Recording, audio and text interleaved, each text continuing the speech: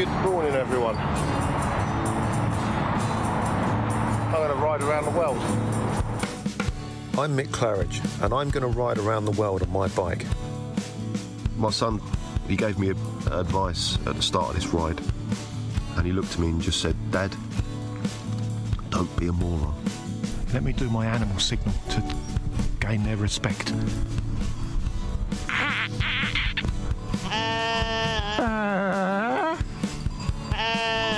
How's it going, Sally? Yeah, I'm alright, Mick. How's it going? Worse than that bit in Lord of the Rings where they go into the top and the spiders in the tunnel. I'm just hoping there's a spider at the top of this one to kill me. Freezing. And I failed. I moroned up the ride.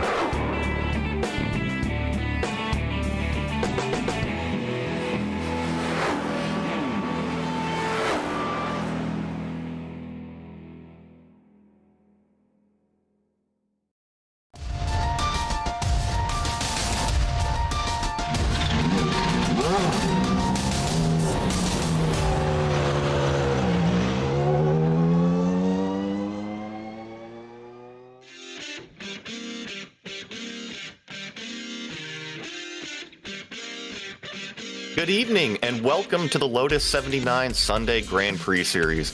Today coming to you from a track that is known for its ever-changing weather and high altitude, Interlagos. A fitting track as the championship is now past halfway and the title contenders must climb this mountain of a racetrack today in order to keep their championship hopes alive. The last three races have seen three different winners. Will we see another new winner today? Welcome to round 9 of the Lotus 79 Sunday Grand Prix Series, and you'll see it all live here on the Global SimRacing Channel. Hi, I'm Joey Atterbury, and joining me in the booth is the globe-trotting Mick Claridge. Behind the scenes is our director Ryan Bauer, and he's using cameras provided by the one and only Dougie Beard. Last week we saw Tomas Simone turn the Hungaro ring into his personal playground. Let's find out a little bit more of what the competitors are going to tackle today at Interlagos with the GSRC track guide.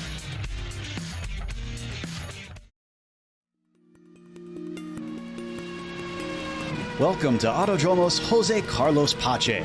Most fans and drivers simply know this place as Interlagos.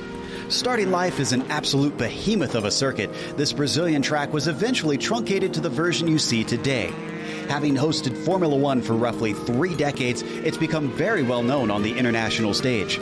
But it has also held rounds in the World Endurance Championship, as well as frequently seen Brazilian stock cars, motorcycles, and even truck racing. There's little difference between its two layouts, which includes the GP course and the Moto course, which simply adds a chicane to the end of the lap. In both cases, it's a tale of two circuits. The run past the start-finish line and into the Senna S, followed by the blast towards the Descida do Lago, are very high-speed sections that come back-to-back. Drivers will need to focus on top end in order to attack or defend. Expect most passes to happen in those two corners. But from Ferradura until Juchau, the track suddenly twists itself into a mess of hairpins and frustratingly technical turns. This can make car setup a real compromise, and for the latter part of the lap, an absolute pain when dealing with traffic. Pit exit is also a narrow affair, so it requires drivers to take care when trying to maximize their outlaps. On the upside, with this being a modern F1 track, there's paved runoff in abundance at many of the fast corners. The passion of the Brazilian fans always comes out in force at races, and it's no wonder with this picturesque track sandwiched right amongst the neighborhoods of Sao Paulo.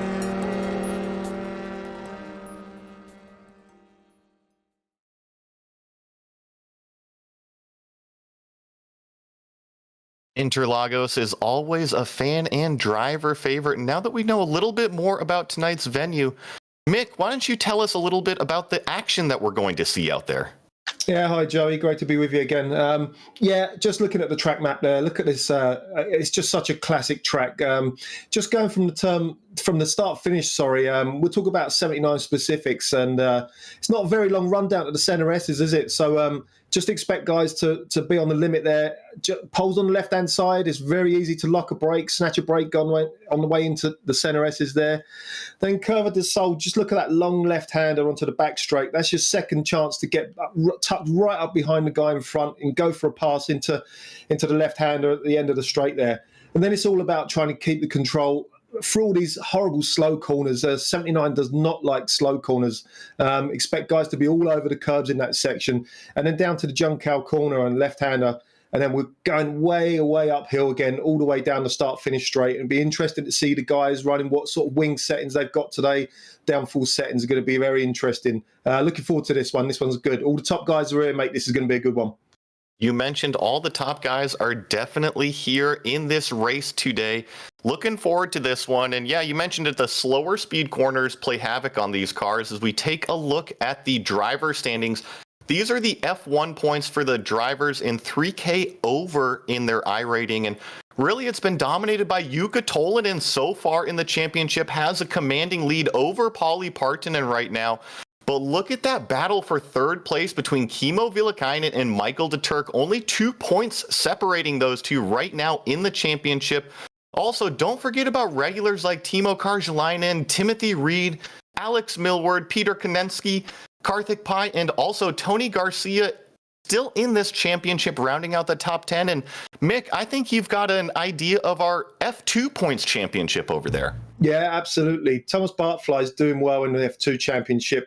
He's here today. A couple of other guys, I've just looked down the drivers' lists. I don't actually think any of the other guys are here today. So it's a good chance for Thomas to stretch it even further. Second spot there, Jack Spickett, 34 behind. Marco Salgado, 49. Guillermo Guanadiaz, here we go with the names, Joey. 75 behind them. Fifth spot is Marco Flacca. Oh, he's here today, so it's going to be interesting to see how he does today. Cristiano Carani in sixth spot. Oscar Soltero in seventh. Christo Chinmay in eighth. Stephen Hobbs in ninth. And top 10 is rounded out by Luca Braccelli. Yeah, quite a difference in drivers out here as we look at today's race details. We are at round 9 of 12 of the championship. So in the back half of the championship tonight, everybody is going to be doing 30 laps here in the Lotus 79 cars. They've all worked on their own open setup. So we'll see if some cars are a little bit faster than others, depending on those wing settings like Mick mentioned earlier. There's no spare car, so all of the damage that these drivers incur today, they will have to carry with them or come in and get fixed. Drive-through penalty happens at 17x and a disqualification happens at 25x. Hopefully we see none of these drivers reach that disqualification limit, but it is easy to overstep the limit here at Interlagos. And Mick, you mentioned earlier that the slower corners are actually the tricky parts with these cars because they're used to such high downforce levels. And here at Interlagos, we're at a higher altitude, which typically means these cars are all running a higher downforce level to get that grip out of the thin air here. Looks like we're riding on board with Gernot Frisch right now, currently in the 5th place. But Mick, check this out. Provisional pole, currently Pauli Partanen right now. Yeah, Pauli was third spot for a while there, and I was just watching Yuka's lap there as we came round to the end of that. And yeah, Pauli just nicked it by, look at that, by 83 thousandths. So yeah, but we're looking at Gernot here, absolute legend of the series. Look at that car moving around. Look at it, it's so on the limit, and already just running wide out there.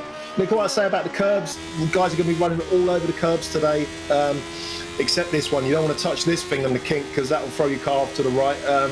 So up this really steep hill is pretty hard to see, but look at it ramp up now. Gernot takes that left-hand side line. He's in 5th spot at the moment, so he can move up a bit. he actually went a little bit slower on that lap, which is a bit surprising, to be honest with you. But yeah, it looks like qualifying's over already.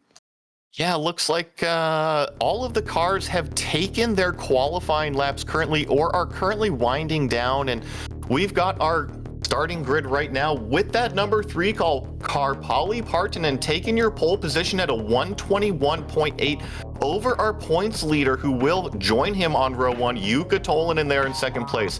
Another championship favorite, Kimmo Villakainen there in third, followed by Sergio Fernandez. Gernot Frisch there in 5th place, Peter Konecki in 6th, Timothy Reed, Karthik Pai, Ove Trengrade, and Dylan Freckleton in row 5, rounding out the top 10, Mick. Yep, 11th spot, Timothy Vaughan. Good to see him in the camel yesterday. Nearly got it, didn't he? Guillermo Diaz in 12th, Daniel Banker in 13th, Luca Brusselli in 14th, Santiago Liu in 15th, Thomas Barfly in 16th, behind Luca Brusselli there. 17th, Marco Salgado, Antonio Alvarez in 18th, 19th, Javier Mosquera, and Seamus Power in 20th. Yeah, they're in 21st place, rounding out the field here. Just a few more drivers. Chris Roberts, Keith Herner, Barry West, and Jason Clapper back there did not turn a time. You mentioned Timothy Vaughan yesterday. I was on that Camel GT race, and heartbreak for Timothy Vaughan. Good to see him back out here. And same thing with Jason Clapper. Always good to see them racing. As take a look at a beautiful day here in Sao Paulo. 75-degree ambient with an 85-degree track temperature. We'll have to keep an eye on that track temperature, see if it climbs up at all. Makes these cars a little bit more tricky to handle, as it looks like right now we're starting to get all of the cars gridded up for this standing start. Any final thoughts here going into the race, Mick? I'm just going to be watching these two guys up front. It's going to be such a battle. These guys are so close, and the championship's on the line now, isn't it? We're getting there now, so let's just enjoy this. It will be an enjoyable race, as we're still waiting for the top couple cars here to finally take the grid. And it looks like we do have a full grid right now, and we're going to get the engines that are going to start to rev up here soon. This is a standing start here at the Lotus 79 series, and one thing to make note of, it's a pretty short run down into turn 1, and then a heavy downhill section. We get the engines revving, and the standing start is underway. Yeah, Paulie got a little bit of wheel spin there, but he gathered it up in the second phase there, and he's got a nice little run, covers it off now into the first turn. Just watching down the back myself, I was getting my little beady eyes, see if there's anyone spinning, but looks like everyone's nice and safe. Yeah, pretty clean start from the top 3. It looks like maybe 2 wide action back there for 5th, 6th place, as they're all trying to jockey for that track position. But you're right now out front, Pauli Partanen leads over Jukka Tolvanen, over Kimmo Villakainen, side by side back there between Sergio Fernandez and Timothy Reed for the 5th place, as the midfield is a big scrum right now, just trying to figure it out where they all want to go. And cold tires, high altitude, it's got to be a slippery combination, especially with the understeer in these cars as we get to these slower sections of the racetrack right now, Mick. Oh yeah, this is where it feels horrible, especially on the first lap. And yeah, I was just watching all the way down there. There was a couple of free wides going on right down the end of the grid there, and yeah, made it through nicely. I'm surprised everyone's made it through nicely unscathed, so it's a nice clean start for everyone. There's a couple of 2 wides going down there for Karthik Pai. He's got a Dylan Freckleton right next to him there on the outside, so yeah, but really nice start from everyone. Oh, Karthik's lost the back end badly there, so they're going to go 2 wide up the start-finish straight there. In fact, Dylan's already got it. I noticed that yellow car, the number 5 of Karthik Pai, has really been side by side this entire opening lap right now, trying to get his way around. They're going to go 3 wide here to complete lap 1 down the front straightaway. How they didn't touch wheels there, I'm not sure. Karthik Pai is going to hang on around the outside, which is going to give him the line here through 2. But this is a battle between Dylan Freckleton and Karthik Pai. Karthik Pai finally says, you know what, maybe I'll tuck in behind, but look at this. Timothy Vaughan is right there, going to look down the inside of Pai now. Will he take it down into the brake zone? No, he thinks better of it, and maybe just calm down a little bit and take a breath here and go single file for a couple corners. Yeah, calm down and take a breath is me. I mean, geez, now if that was real life, there wouldn't be any white paint on any of those cars' tyres now, because they were right together down the front straight, weren't they? Yes, they were, and you know, it might have evened out here at the front, but oh my goodness, looks like more side-by-side action back there. I think that's Guillermo Diaz. Also, Ove Trengrade involved in this battle here. Yeah, this mid-place or mid-pack battle for 10th, 11th, and 12th, it's got about 15 cars involved all in one camera shot right here. We mentioned that at Interlagos, there's a lot of altitude change, and we see it here coming through the final corner here, one of the lowest points on the racetrack. And then, Mick, you mentioned it, a huge uphill climb all the way up to one of the highest points at start-finish right now. Absolutely, yeah. It's always been a tough hill to get the car up, no matter what you're driving, you know. And these Lotus 79s, they got real peaky engines. So I'm just watching behind. We've got another 2 wide. Looks like almost going to be a 3 wide there with Thomas Bartfly. Who's behind him there? Luca Braselli. Looks like they're going to be all nice and sorted out. Oh, Daniel Banker's got a nice run now around. It's not Thomas Barfly. He's running 2 wide. In fact, another 3 wide there, Joey, behind. Looks like Antonio Alvarez. Javier Mosquera, yeah. Almost be 4 wide coming down that mini short straightaway. I'll call it the back straightaway here. Is a lot of these cars back more in like the 12th, 13th, 14th place position are still jockeying it out right now. I think we're seeing a couple cars that maybe didn't have their best qualifying. Yeah, and one's off, but thankfully here at Interlagos, we have 2 cars around, 3 cars collected in this. That's Daniel Banker there. We'll have to get a check on these other car numbers. Looks like maybe Keith Herner and Marco Salgado there also involved in this. But, Mick, I got to say that this has been a scrum with multiple cars involved, just trying to battle it tooth and nail, and it was bound to happen at some point. Yeah, you don't normally see that much of a 2 wide, 3 wide thing going on with the 79 guys. They normally sort themselves out, and you normally get the long trains running, you know. But man, that was just such an epic battle, wasn't it? And it just seemed to be from the start of the race all the way up until the wreck. Yeah, we were working lap 3 of them just going 2 wide, and you see here one car gets shoved out wide, and then another gets collected. The 18 goes around to the inside, and unfortunately that one car there, the white, green, and red car, kind of an innocent bystander in that wreck. But to let everybody know, we're right along board with Sergio Fernandez right now in the number 6 car. You're looking at Gernot Frisch in front of him. This is the battle for 4th place right now. Paulie Partonen continues to lead right now, only about a half second over our points leader, Jukka Tolvanen, in 2nd place.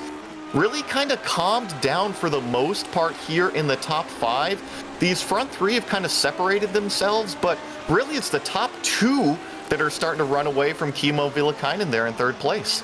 Yeah, I expect the top 2 to be battling for this win today. I don't think Kimmo's got quite the pace needed to get on board with these guys, as we're watching Dylan Freckleton, Karthik and Timothy Vaughan again. Tim back in 10th spot now. Dylan all fighting for 8th spot now as they come around the last corner now. Look how much curb you can take on the exit, on the entry to the last corner. And again on the exit, you need to do that, otherwise you're going to lose a ton of time there. Especially on the entry, you can run really wide on the it's like a concrete sort of, like, I don't know, it looks like it's made out of diamond sort of shaped concrete. You don't feel you're going to be able to run out there. But yeah, that's what the guys need to do. You see it all the time in completely different types of cars. Everyone can run out there. So yeah, just watch for that on the exit and the entry to the last corner there. So yeah, down this back straight again, Joey, and I'm just looking at that gap at the lead. Look, that lead gap's coming down. It might only be like half a tenth here and there, but yeah, these guys are on form today, these 2 leaders. You know, they seem to be pretty on form all of the time, and I do want to mention something about the points championship. Paulie Partonen, who is our current leader right now, has not had the best last couple of weeks. He really missed the podium both times and has had to do damage control. So him out front right now, leading the way with potentially grabbing maximum points today, has got to feel good for him right now. He's just got to get into that rhythm. We're only working lap 5 right now of 30. There's a lot of racing to do, and he just needs to settle in, start clicking off those laps, because it certainly seems like he's got the speed out there right now. We've seen Jukka Tolvanen kind of just hang out in the tow, and coming up these straightaways, it actually looks like he's quite a bit faster than Paulie, but he can't get there to make a move on Partonen when it matters. And ultimately, Paulie just continues to lead the way, hit his marks, and he's keeping Jukka behind him at an arm's length distance, and that's exactly what he needs to do right now.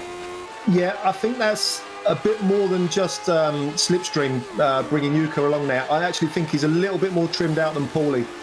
So if he gets a rundown out of that back, I mean, now Paulie's, these guys are on the limit, obviously, but Yuka just really wants to try and keep as close as he can. He won't actually be going for a pass. I think he knows his car's a little bit better off down the straight. So this is the spot where he just needs to keep himself as close as he can up to the gearbox. Look how much curb they run on the right-hander there. Stay off this one on the left. It's a bit of a lump, that curb. You don't want to touch that. This is always hard to get the power down. And then now they head down this into the left-hander. The right-hander, really hard to get on the entry there. You have to run as much as you can on the edge of the track. And again, this is that last corner I was talking about. Look how much curb they can run on the entry there. And this is on Joe. I think this is getting close. This is closer than last lap now. Definitely, and if we have a lower wing setting from our second place Yuka Tolinen, we might see him close that gap going into turn one, but here they come up the hill across start finish, and I don't think that he's got the track position on him quite yet to make a lunge. And something else to notice about this front battle, these two cars are painted almost identical. These competitors do a lot of practice together and have a ton of respect for each other as we ride along board with Timothy Vaughn right now in the number 10 car. Chasing Karthik Pai, that's the yellow car right in front of you. And my goodness, this has been a battle for what is 8th place with Dylan Freckleton in front of Pai, who leads Vaughn right now. And Vaughn is right tucked up in the slipstream of that yellow car. See if he can make a move down into this deep braking zone. No, not quite close enough this lap. But there's not much air separating all three of these cars, and you can feel the tension start to rise, especially with Timothy Vaughn. I think that he might be the fastest of this group of three right now, Mick. Yeah, it looks a bit tasty, doesn't it? Taking a nice tight line there into the long right-hander. That's a really quick corner, and you're braking and slowing down on the top of the hill there. But yeah, I agree. I think Tim looks to be the one there out of the three guys here. Looks like it's going to be a race-long battle, if you ask me. It's, we always say the same thing about Karthik. He's no slouch, and he knows where to put the car in a battle. So Tim's got his work cut out to catch. And if anything, I think Dylan Freckleton, even more so than Karthik, tough guys to pass. Oh, Tim just loses the back end coming out the last turn there, and up the hill they go. Again, stay off that curb if you can. Just run it a little bit. It's not too bad, but cross the start-finishing line. Just looking at that gap down at the lead was really close last time by. It was about a tenth that they went down the back straight. I was just keeping my eye on that, but nothing played out. But yeah, this is a great little battle. This is. Look, it was. I'm just looking behind. It's Uwe Trengrade and Diaz behind. So yeah, there's a good chance that these two guys can catch this battle up as well. You took the words right out of my mouth. That is Ove Trengrade and Guillermo Diaz, the two cars right behind this three-pack, if you call it.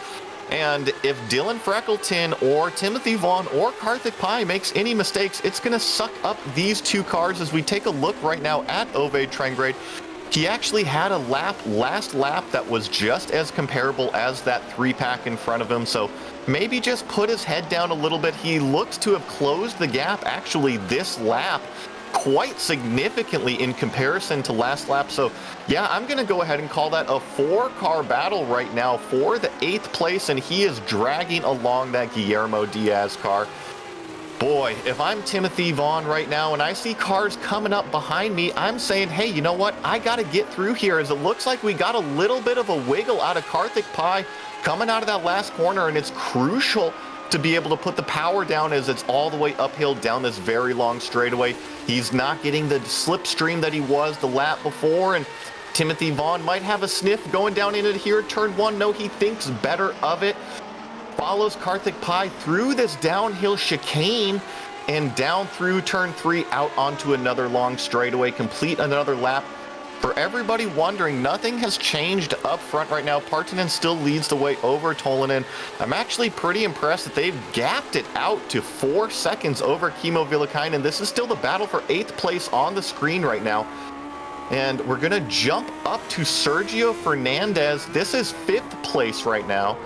He's been following Gernot Frisch in front of him pretty much all race, Mick. Something that I want to say is that last race at Hungaroring, Gernot Frisch was kind of in this position, had pressure behind him early in the race, but in the back half of the race seemed to turn on the afterburners and then really close the gap to the front guys. You thinking it might be a little bit of the same? I do think the same.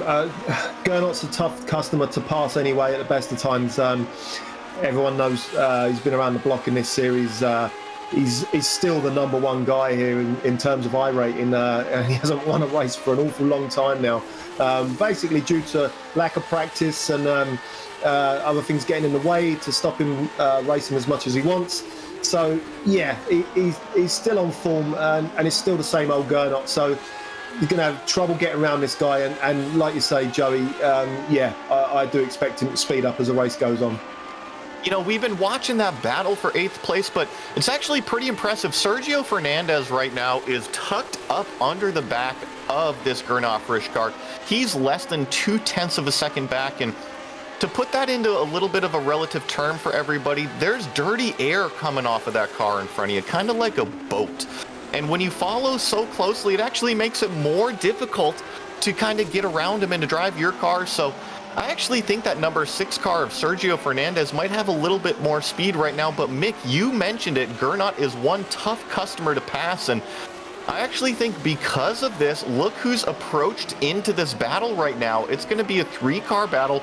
That's Timothy Reed, now in the 6th place, who's hunted the back of Sergio Fernandez. And maybe a little bit of what we see is called a DRS train in real life F1. When you get multiple cars together like this, when you're the 3rd car on back, it makes it tough to close on these straightaways, even though you're still hauling the mail. Yeah, absolutely. And I've got a little quick story about Gernot. I did an endurance race with him a long time ago. It must be 5+ years ago now, at Daytona Road. And he ran the last stint in the car. I think it was the Daytona prototype of all cars. And there was one of the top irate guys, I don't know, I think he was a co-hander driver, catching him, and he was chasing him down and he was grabbing him by about a second a lap. And I've never seen someone be so calm about someone catching that quick, you know, and worrying about the end of the race. So that's why I always say Gernot's such a tough thing to get around, because he just doesn't feel this pressure. I don't think he does anyway, you know, and that really pays off. So it's going to be tough to get around. So back on board with Yuka, and as we go down this right-hander now, look at this entry into the right-hander, just all the way out to the edge of the track there on the entry, run down the middle on the exit, and then we've got this last corner now. So he's only 3 temps back, so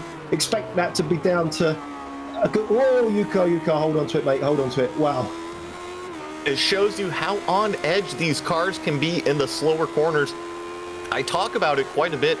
When you're in the slower corners, it's more reliant on the mechanical grip of the cars rather than the wings and the aerodynamics that the grip is making there. And jump back to Timothy Reed here. He's going to take a look down the inside of that number 6 car, Sergio Fernandez. He's going to claim that position, promote Timothy Reed up into the 5th place, and now that's going to put him on the back of Gernot Frisch, and we'll see if Timothy Reed can have more success than what Sergio Fernandez did hunting down Gernot Frisch. We're still right on board here with Timothy Vaughn. This battle for 8th place hasn't gone anywhere. That's Dylan Freckleton leading the yellow car of Karthik Pai, and then we're riding on board with Timothy Vaughn in 10th place right now. It just kind of seems like a line of these 3 cars, and nobody can seem to get by one another right now, Mick. No, it's all going to come down to a mistake, I think, from any of these guys, isn't it? All 3 of these guys are driving pretty much equal pace, and nice move from Tim there. Just a textbook move into turn 1 there, as we watch the guys running around these horrible slow corners in this car. It's horrible. You just feel the lack of grip when you're running through these horrible slow corners, and once you get out to, you know, like the front straight and round the kink and then down through the center S's and round the left-hand side there, that's when the grip starts coming in again, and it just feels so good, this car, when it's getting sucked down to the track like it does at high speed. But yeah, back onto the front straight now, and like you say, DRS battle going on here. There's nothing between these guys, is there? It looks like Karthik's dropped back a bit there, doesn't it?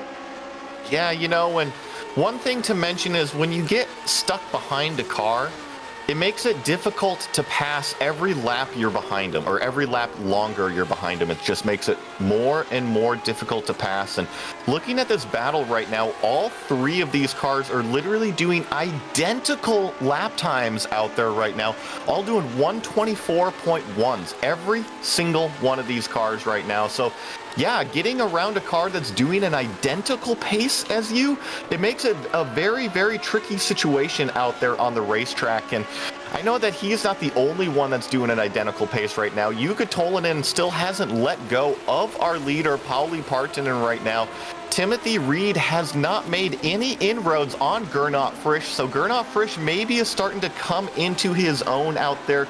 We mentioned it that the last half of the race is really his domain, and now that we're approaching halfway, he's kind of getting into the rhythm out there. We're going to jump back right here. This is the battle for 18th place between Chris Roberts, Seamus Power in that white car, and then Daniel Banker in 20th place. Mick, it doesn't matter if you're battling for the lead or for 20th. It's every position counts out there. Oh, absolutely. Your battle is your battle, and most of these guys are normally battling the same guys. So, yeah, they're just as likely to push as hard as they can. So, who are we looking at here? Looks like Tim.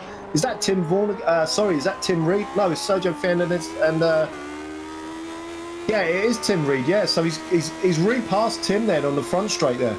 Yeah, so what happened is Timothy Reed got by Fernandez a couple laps ago, and then Fernandez paid him back, and it looks like Timothy Reed, sucked up in the slipstream here, thinks about a late braking move, but does not take it right now. He's going to follow Fernandez through the tricky mechanical bits on this racetrack and maybe get that run out of the last corner where he passed Fernandez last time, get the slipstream up the front straightaway, and really use that draft into effect here. We haven't seen too many passes through these hairpin sections. It's just really tricky. Mick, you mentioned it's dancing the cars around in these slower corners, and I know that we've got some special race analysts behind the scenes right now, and maybe they can give some insight on what the tire fall off is going to be looking like throughout the course of this race now. We're approaching halfway, and are we going to see cars really Well, sorry, Joe, we might need to go to the lead here, guys, because this is on for the lead. Looks like they're going to go side by side. They're defending all over the track with Paulie. Sorry, Joey, I just had to pull you back from there. This lead battle's on. This was unbelievable. It was such a good lap from Jukka. I was watching that. I was just looking on board there from Jukka, and this is on again. So you're going to get a nice run down to the left-hander here, and Paulie's going to have to defend this. He does defend to the left-hand side. Jukka's going to take it all around the outside. He's not going to be able to get anywhere, but then this could end up another two-wide situation as they get round to the left-hander. Paulie looks like to have a nice exit on there, so nothing's going to happen, but this is worth staying with now because I think Jukka's found some pace late on in the race. So halfway through, so maybe his setup's coming towards him now. We talk about the car changes characteristics as the race goes on. It gets a little bit more oversteery, a bit more pointy. So yeah, going to be interesting to see how the setups play out now and who's got the pace out of these two. One thing to note between these two competitors, they have an immense amount of respect for each other, but don't confuse respect with the competitiveness to win right now. Jukka Tolvanen really turned on the jets that last lap. Look at how much faster he went than Pauli Partanen. He closed it up almost 0.4 of a second, and he's really in the draft right now behind Partanen. We'll see if he can make this move into turn one. We've seen Partanen go defensive, and once again, he's in the middle of the racetrack right now. Jukka looks to the outside in turn one, but he's going to run out of racetrack out there. Great defensive job from our leader, Pauli Partanen, right now, but it certainly seems like maybe Partanen's car is falling off, or maybe Tolvanen's car is coming into its own right now. He's going to have a great slipstream down into another potential passing opportunity. Once again, thinks wisely of it. I think this is that respect coming into play. He knows that he doesn't have to make a lunge right now to pass for the lead. He knows he can race Pauli every inch. He can go side by side, get tucked up underneath the rear wing, and not have to worry about any erratic moves. This is fantastic racing for the lead battle right now. Yeah, absolutely. And you notice I was just watching Jukka's hands then, just as we were following Paulie there. We were just on board on the roll hoop there. Very nicely controlled. As we go on board now, let's just watch him through the left-hander here. The gaps open up there. Wasn't really sure. We just changed over to the on board when he was just getting on power, so maybe he just made a little bit of a mistake getting on power there, and he's lost the back end slightly coming out the last turn, so it's not going to happen this lap. But I don't know, Joey, I was watching him last lap, I was expecting him to dive down the inside there was enough room to go for it. And he chose that outside line, so I got a feeling if it happens again, if he gets up closer, which I think he will, I think he's going to go for that inside line. We see it a lot in real life racing, and we just call it respect for one another. And it gets lost a little bit in the simulation world, but right now Jukka Tolvanen is showing incredible respect for his teammate, if you will, out there, Pauli Partanen, and that translates to some of the most incredible racing that we've seen here on the channel. And right now, Jukka Tolvanen is not letting Pauli Partanen go anywhere right now. I think he does have the faster car, but he's just waiting for that better moment to make the move and where he can really secure it down the inside of Partanen. But I tell you what, as these cars continue to burn off, I know that the fuel burn makes these cars lighter, so the lap times actually come down a little bit, but in terms of the characteristics of what the car is doing, it gets to be much more of a handful out there to drive. As looks like right now Kimmo Villakainen kind of has had a lonely race right now in third place, has dropped all the way back 7 seconds now off of the lead battle, but look in the mirror, only a couple seconds back from Kimmo is that Gernot Frisch finally found his, maybe map number 2 button, and he's starting to close it down into that third place battle. There's Gernot Frisch right now in 4th place. We notice there's no cars behind him, so he's really left that Fernandez and Reed battle in the dust as we get another purple fastest lap from our leader right now, Jukka Tolvanen. Still not close enough to make a move on Partanen right now. We'll continue just kind of down through the field, get everybody a little bit of camera time right now. Yuka's pretty sucked up in that draft. I don't think that he's going to be able to make a move down into this braking zone. We've seen him get so close underneath the rear wing of Partanen every single lap, but he really is just waiting for his time out there to maybe get alongside versus make a late move, which it's pretty good racing, Mick, if you ask me. Yeah, absolutely. I think he's just waiting for a nice, decent run down into turn 1. So we go back to this battle again. Dylan's under a bit of pressure now, isn't he? Karthik looks very tasty there on the exit, that corner. Excuse me. So up the hill now, they go into the right-hander. This is where you got a nice chunk of downforce from the aero on the car. And all over this curb on the right-hand side as they go into the right-hander. And there's nothing between any of these guys, is there? And so that's Uwe now that's caught up with this battle. So we called it earlier, didn't we? So Uwe's well amongst this car, this fight now. So, going to be interesting to see how this plays out.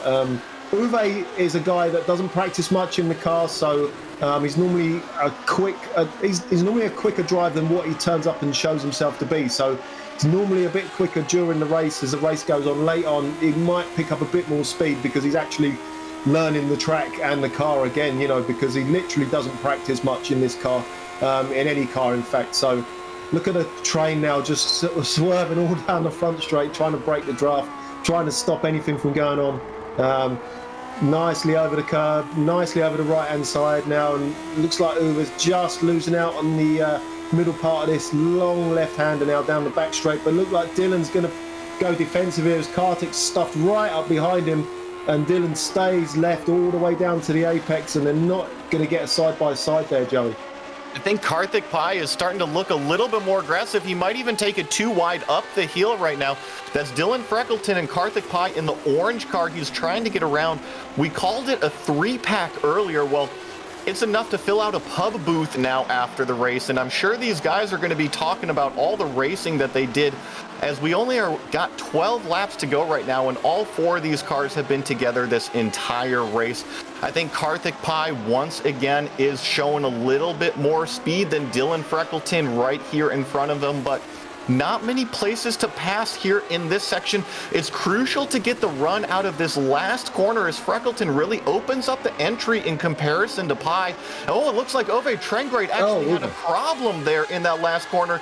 That's going to separate him from this battle. Timothy Reed gets to breathe a little bit right now, as it looks like none of these cars are going to be changing positions down into turn 1 right now. take a look back up at the lead, and it's less than 1/10 of a second right now between Jukka Tolvanen and Pauli Partanen right now. I don't think it's been more than maybe 1/10 or 2/10 of a second separating both of these cars, maybe for the last 5 laps now. And I know that Jukka has really been attached to Pauli this entire race. Mick, talk to me a little bit about what's going through Yuka's head. You think he's going to be more patient till the very end of the race, or are we going to see continued pressure out of him? Yeah, I don't think any of these guys are taking it easy or being patient. I think Jukka wants to get this done as quick as he can, and he's trying as hard as he can. It's all about this last turn. He needs to be closer than this. He knows that himself, and Paulie knows it too. Yeah, it's a tough battle. This is always. I love watching these battles when these guys are like going as hard as they are. I mean, this is the car on the limit. Does Paulie have to defend? No, nowhere near. So yeah, look how wide they are on the entry there. As we go back to this battle, this great battle now with Karthik Pai stuffed in the middle. I was going to say, Joey, I think Tim will probably have a nice bit of confidence now because he hasn't got to worry about Uwe behind him. So all he's got to worry about is the guys in front now. So Tim's going to push on, and that will probably make Karthik try and push even harder if he actually sees Tim pushing on harder in the mirrors. When you're this close for this long, you know yourself, you can actually tell if the gap's getting slightly bigger or if it's staying the same or closing down. You can tell millimetre difference between the 3 cars, can't you? So everyone's going to know what's going on here in this battle, and so there's my point made. You know, perfect. Dylan knew that he didn't have to defend there, just because Karthik was maybe a couple of feet behind further than he was when he did have to defend into the corner. So Karthik's nicely right up on the gearbox though as they go around that left-hander and into the fast right. Again, he's right up close now, but you just need to stay this close as you get onto the final corner, which is so tough to do. One thing I'm noticing is that it seems like Karthik Pai is a little bit faster in the first half of the racetrack, but Dylan Freckleton is able to open up the final corner here and really get the power down coming up onto the front straight. And ultimately, that's what matters in holding on to your position here. Once again, so you see Karthik Pai really narrow off that entry. He's not using all of that, I call it extra iRacing track out there because it's really dirt and grass in real life. You would never go out there, but in the simulator, it still has the same amount of grip. But once again, he keeps Karthik Pai at an arm's length distance. Pai is right there if Freckleton makes a mistake, but he's not close enough to make a lunge going down into the inside here. But once again, it closes him up through this section here, and Karthik Pai gets a tremendous draft out of turn 3. We'll see if he's close enough to really tuck up under the back of the rear wing. Once again, gets close, but I don't think he's going to be close enough to make a lunge into this braking move. He backs off and thinks wisely of it. Maybe just continue to put the pressure on Dylan Freckleton right now. See if the pressure can make that mistake. But if you remember earlier, it was something maybe like halfway through the race, it was all 3 of these cars doing 124.1s identical. And now with the fuel burn, every single one of these cars is doing 123.7s out there. Even though they're getting faster, the lap times that they are doing remain identical between these 3. Yeah, I was just thinking then, again, I'm thinking of this inside line.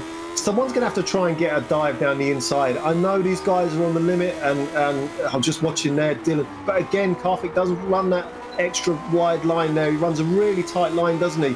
That is hurting him onto the front straight here. But yeah, you've got to get down this inside line. Even if you just put your wing ahead of the guy's rear wheel, it might be enough to stop Dylan turning in.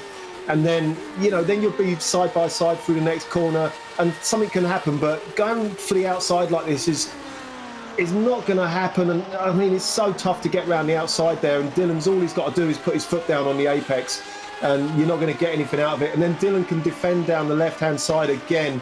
It's going to take a real late lunge, isn't it, from any of these guys to make anything happen.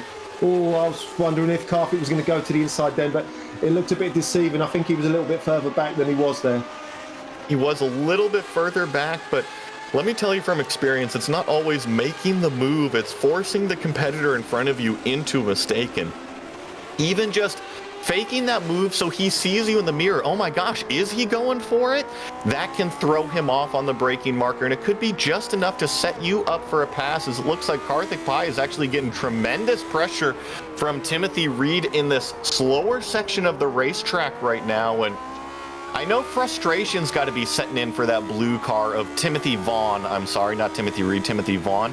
When you're that third car in this draft line, you're actually seeing your top speed tremendous up there, probably 3 or 4 miles an hour faster than the cars in front of you. But Karthik Pai still has the advantage of the draft pulling him along as well. So it's not as much of a difference, but that blue car might be close enough to make a lunge going into turn 1 here on Pai. He doesn't do it this lap. Once again, tucks in behind Karthik Pai. Mick, you mentioned that the outside line is not going to work into turn 1, and one thing that I'm going to say is that no, it's probably not going to work, but if you get far enough up alongside the outside of a car, it can force them into a worse line coming down into turn 2 and third 3, and that's Jukka Tolinen. The number 2 car has had a spin on the racetrack.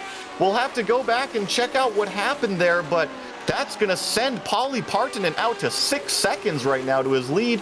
We're checking out what happened right now. Jukka Tolinen just out on the curbs a little bit too far right there. Maybe cuts the apex. Yeah, that apex curb is what caught him out there, but quick thinking, gets him back on track, no damage, and he's pointed the right way.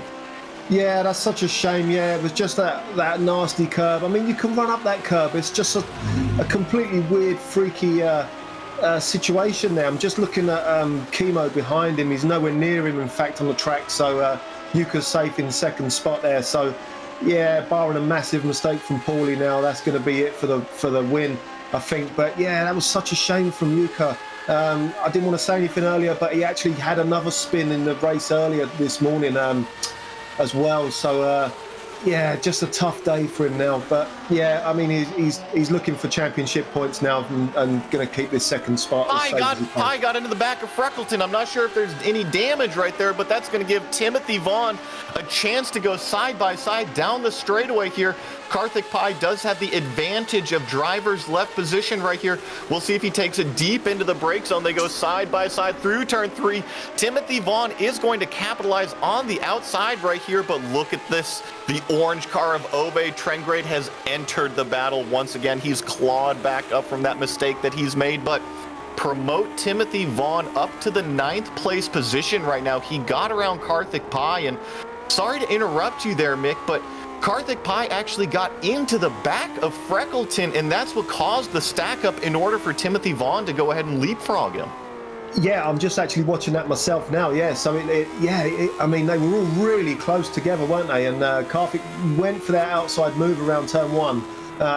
Yeah, I wouldn't say that you can't do it and it doesn't work. I've seen it happen a lot of times, but you do, like you said earlier, you do need that, real heavy overlap between the guys for it to work and for it to force the guy on the inside to stay on the inside. But yeah, great battle. I'm surprised Uwe was able to catch up there. So now Uwe's going for a pass on Karthik.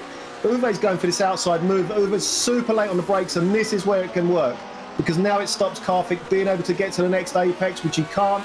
Oh, they're so close to touch him now, and it's all about trying to get the power down. It's not over yet. Uwe's still there on his gearbox, so Karthik's going to defend this to the left. Uwe to the right, and who's latest on the brakes? It's going to be Karthik, nicely late on the brakes there. Uwe's going to just hold that in outside line. He's going to run really wide there, so that's going to be the end of that little fight. Got to be careful about running too wide there. It can cause you a slowdown penalty here in the simulator, and I'm actually getting word that Karthik Pai Camel GT car does have a little bit of front left wing damage on his car. That's going to make it difficult for him to keep up with that battle of Timothy Vaughn and Dylan Freckleton that he was with all race, and it's also going to make Ove Trengrade want to get around this number 5 car even sooner. We're working 4 laps to go right now. Pauli Partanen has that 6-second lead over Jukka Tolinen, and this is the best battle on the racetrack right now.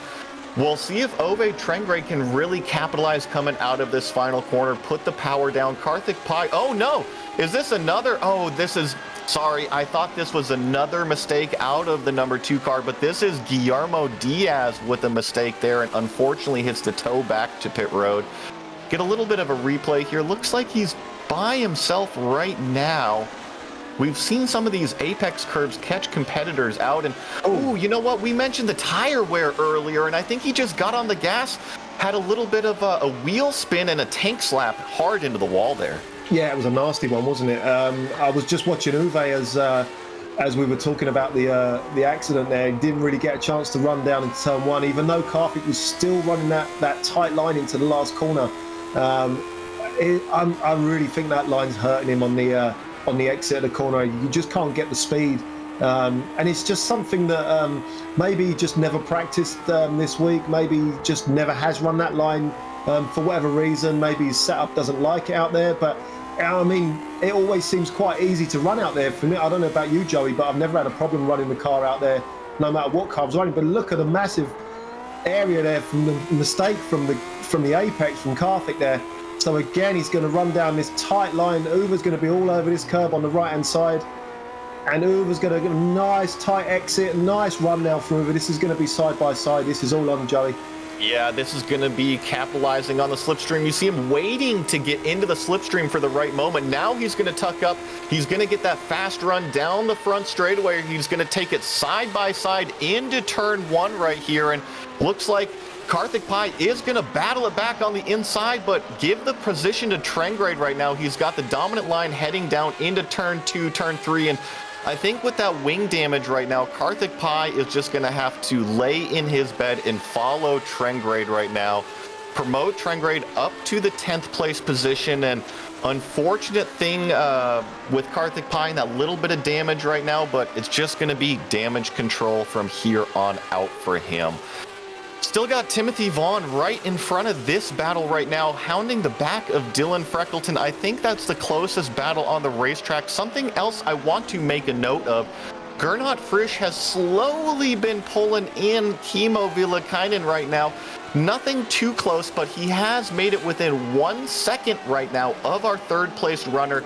It might be just enough close to get a sniff of that draft and maybe make it a battle. But right now, Timothy Vaughn in that blue car is hounding Dylan Freckleton. That's the number 8 car.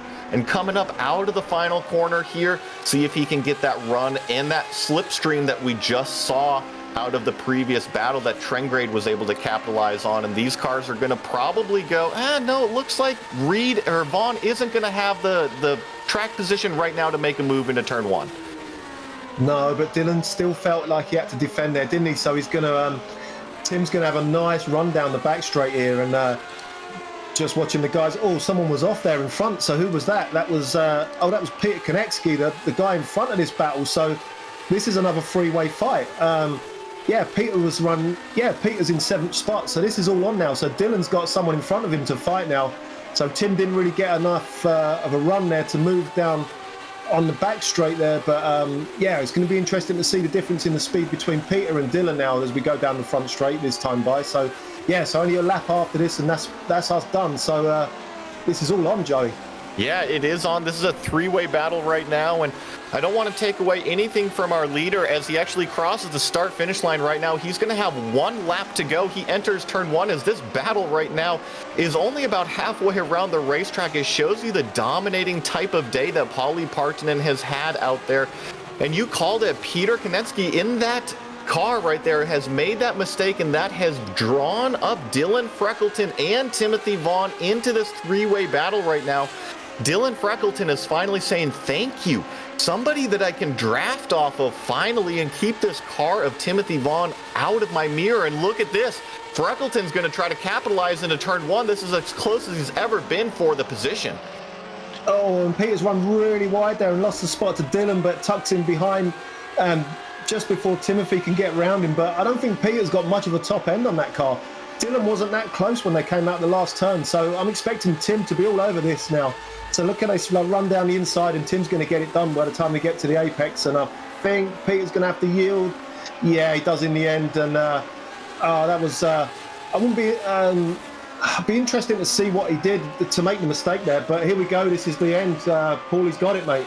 Yeah, Paulie Partonen climbs the hill of Interlagos for the last time here on the final lap. He's had a dominating victory today. He's going to cross the checkered flag, the start-finish line, and take home the win today in the Lotus 79 Sunday Grand Prix Series. A great way to get back up on the horse after the last couple rounds. And here we got Gernot Frisch finally hunted down Kimmo Villakainen, but not close enough to battle for the position right now. As jump back here, this is that battle between Freckleton, Freckleton, Vaughn, and Koneski. Looks like they are going to stay that same position, about maybe half second between each car right here. Not enough of a draft to change the positions by the time start finish comes along. You see Karthik Pai back there in that yellow car. Get a few more cars here out of the final corner. This is Jason Clapper. Had a little bit of an up and down day, didn't qualify, but he's got the chance at making this draft count right now. Potentially grab the 15th place away from Javier Mascara. Looks like he's gonna draft it down towards the start finish line. Is he gonna cab it by the nose? It looks like he does. Yeah, wow. 15th place, Jason Clapper. Nice move up the final straightaway here, and that's going to do it for the action on track right now. A couple more cars just finishing out the race right now. Right on board with the 23 of Keith Herner, and we'll get our finishing results right after this break, everybody.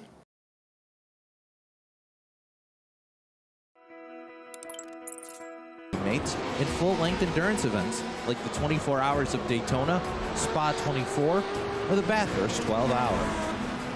Additional partners include IMSA, World of Outlaws, Supercars, and IndyCar, allowing members to race in their very own Indianapolis 500, Bathurst 1000, Chili Bowl, and many more iconic events. This is iRacing. Good morning, everyone. I'm going to ride around the world. I'm Mick Claridge, and I'm going to ride around the world on my bike. My son, he gave me advice at the start of this ride, and he looked at me and just said, "Dad, don't be a moron."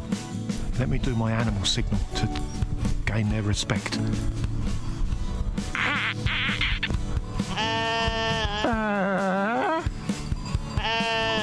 How's it going, Sally?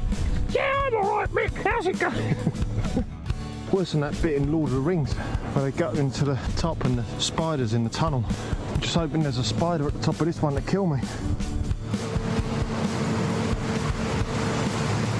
Freezing. And I failed. I moroned up the ride.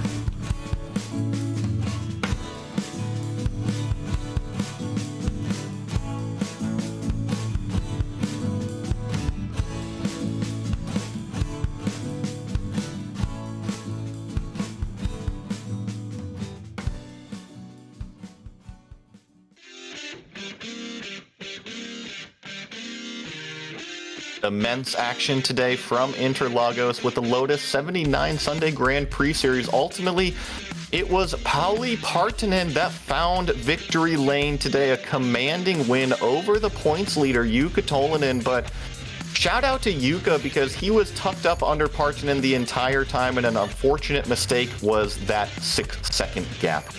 Kimmo Villakainen, a little bit of a lonely race back there in third. Gernot Frisch coming home in fourth. Sergio Fernandez, great couple passes there, rounds out the top five. Also, Timothy Reed, Dylan Freckleton, Timothy Vaughn, Peter Koneski, and also Ove Trenkred were pretty locked in that battle throughout the entire race there in the 10th spot, Mick.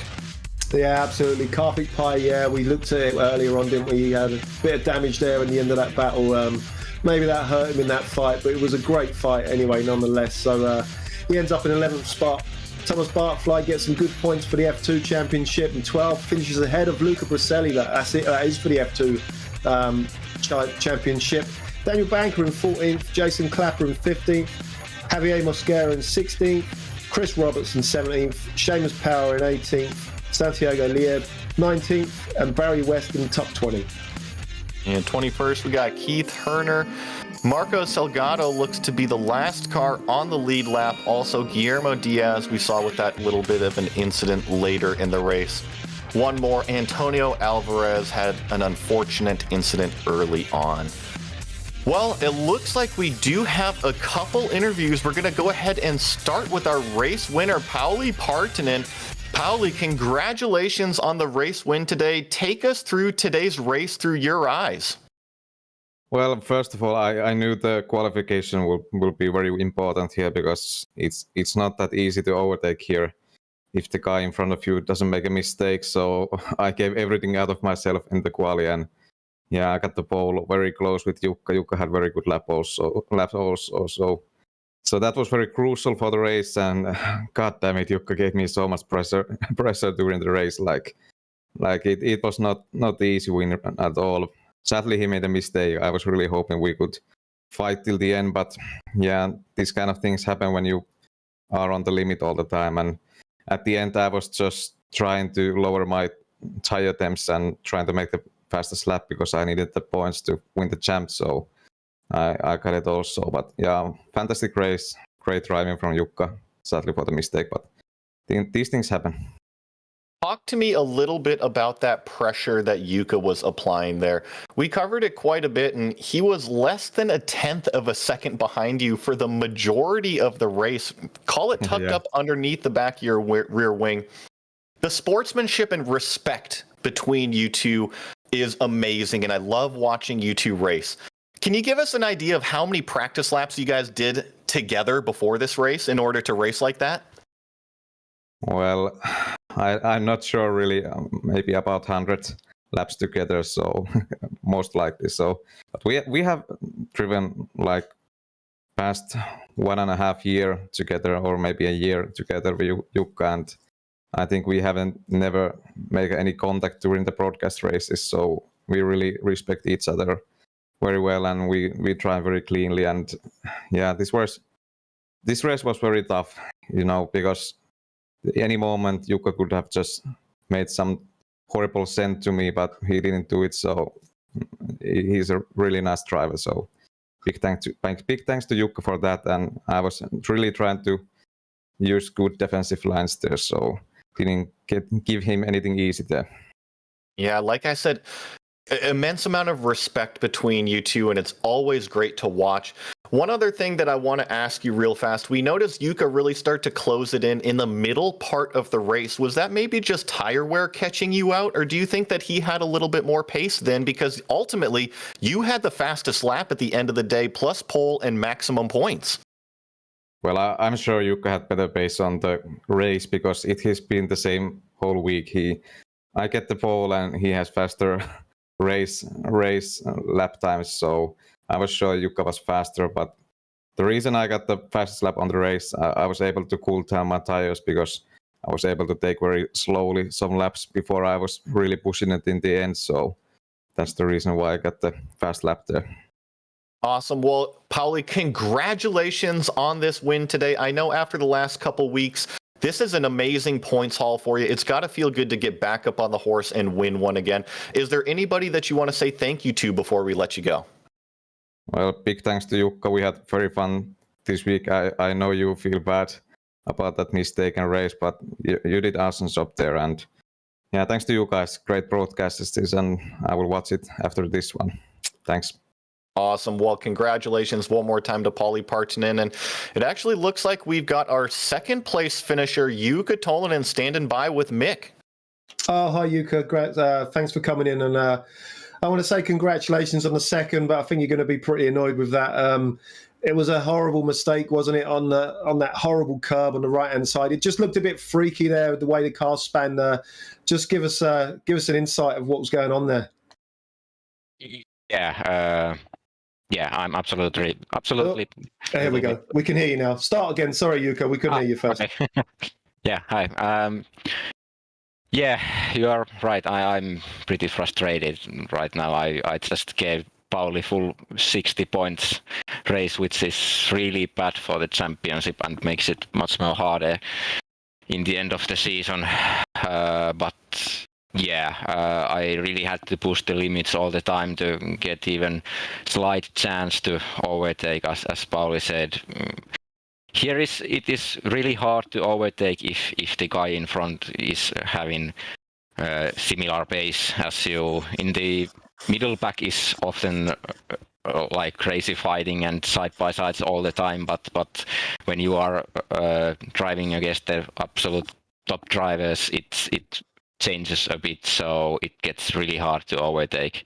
And yeah, I guess I was using my tires quite a lot, trying to push and give pressure to Pauli, and then did that little mistake. I went a little bit too wide, and the rear tire wasn't on the inside curb in that corner, and it caused my car to start sliding, which I could not catch. So then I just tried to get the car pointing the right direction as fast as possible. So yeah, and then I was also trying to get the fastest lap, but it was incredibly hard. I tried as well to cool down the tires a bit, but I just could not get a good lap anymore. So yeah, I should have really been a little bit more careful and take the fastest lap in the draft of Pauli. There it would have been much more easier, but it became really difficult to do after the spin, as my rear tires, of course, were burning and yeah.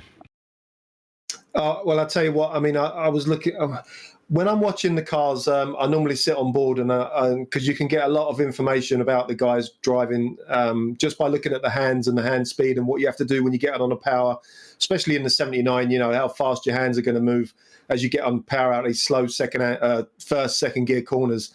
I watched the race earlier, and it sort of looked like you was a little bit more in control of your car this race. Did you make any setup changes in between the two races? Not really. I was doing lots of trials with the setup during the week. I was driving quite a lot, as I knew that Pauli is really strong here, and I was trying pretty much everything that came into my mind. So I was quite sure that my setup was the best one for this race I could get. So it really doesn't change a lot.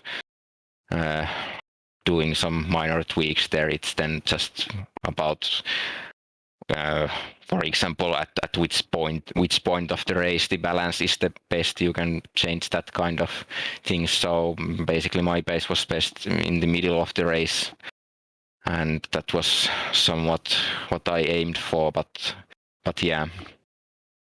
You was close, man. You were so close when you had the little spin there. You know, it's such a shame because you had the pace there. Listen, I know, you know, you and Paulie are really, really fighting it out now for this championship. You both want it as much as each other. You got Long Beach next week. How do you feel about that place? I mean, qualifying was important today. What do you think about there? Even more important. So yeah. Will be a tough week. Not my favorite track. Not one of my strongest tracks. I would say even kind of a weak track for me. And I know that Michael will be there, and he's always fast at Long Beach. He's one of his favorite tracks, so it will be incredibly hard to win there. But yeah, I will definitely do everything I can to keep the championship hopes there. So I was talking earlier today to Pauli that we have now kind of made it through the kind of final stage where we decide who is the champion. So we now start a 3 or 4 race final period of the season. So yeah. Yeah, absolutely. I get that 100%. Just before you go, do you want to thank anyone for today? Yeah, Pauli, of course.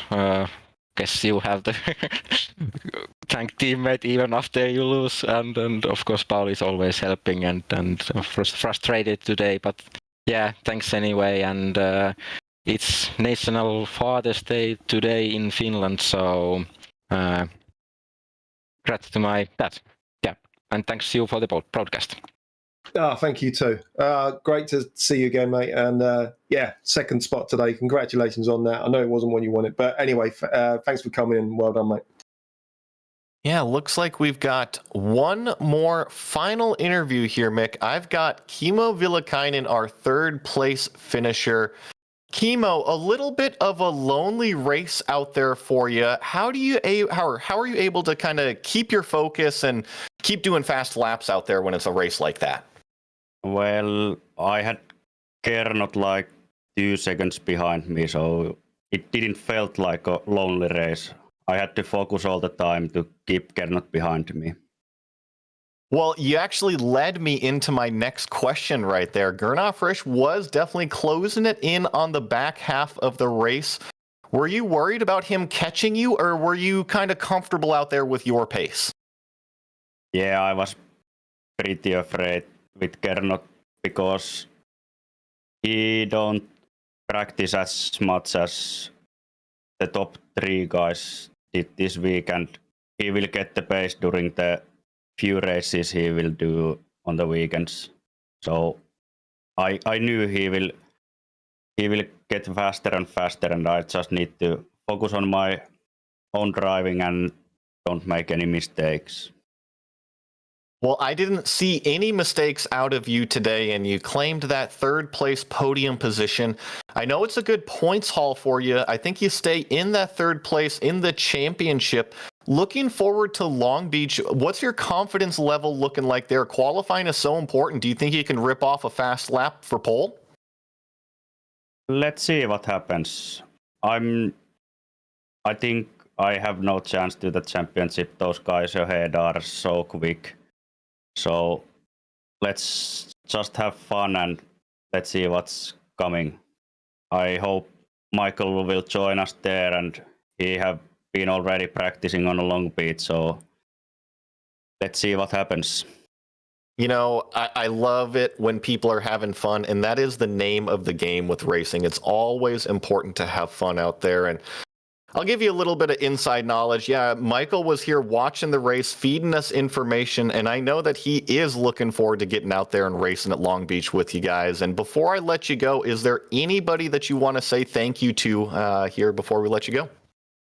Well, first of all, congrats to Pauli and Jukka for those nice races, and also thanks to them practicing with me during the week, and happy Father's Day to my father. Happy Father's Day indeed. Congratulations on that 3rd place finish. And Mick, that's really going to do it for today. I want to say thank you to the team. Mick, Ryan, Dougie, make sure to check out our social media website and merchandise store. You can find the links in the description below, and don't forget to subscribe to our YouTube channel as well so you don't miss a moment here on GSRC. Next race for the Lotus 79 series is Long Beach, Sunday, November 20th at 11:30 a.m. Eastern. And be sure to check out all of the other broadcasts listed here on GSRC. Up next is the Porsche Owners Club at Donington, so turn us on at 11 p.m. Eastern on Monday, November 14th to catch all of that action. Until next time, race clean, race hard, and we'll see you on the track.